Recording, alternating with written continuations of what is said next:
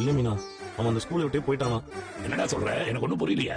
என்னங்க எனக்கு ஒண்ணுமே புரியல. அதுதான் எனக்கும் புரியல. இருந்து கிறிஷோட அம்மா ஸ்கூலுக்கு வந்தாங்கப்பா. அதனால கிறிஷனை ஊர்லயே படிக்க வச்சுக்கிறேன், டிசி கொடுங்கன்னு சொல்லி வாங்கிட்டு போயிச்சான்ப்பா.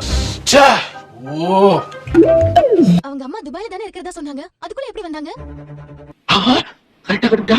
அங்கிள், அவங்க பையனை அவங்க கூட்டிட்டு போயிருக்காங்க. இதுல நம்ம என்ன பண்ண முடியும்? நாம எல்லாம் ஒண்ணா சேர்ந்து ஒண்ணுக்கு வேணா அடிக்கலாம்டா. வேற ஒண்ணு நாம பண்ண முடியாது. நம்மள பத்தி தெரிஞ்சிருக்கும். அப்ப நம்ம கிட்ட வந்து கண்டிப்பா பேசிட்டு தானே போயிருக்கணும். இதுதானே கேள்வி? ஆமா. இதுதானே வாய்ப்பாடு? அதுதானே சூத்திரம்? எனக்கு என்னமோ அவங்க அம்மா துபாயில இல்லன்னு தோணுதுங்க. அவங்க இந்த ஊர்ல தான் இருந்திருக்கணும். ஏயா இன்னைக்கு இப்படி உயிர் வர அடிக்கடி அவன் மனசை கிராஸ் பண்ணா.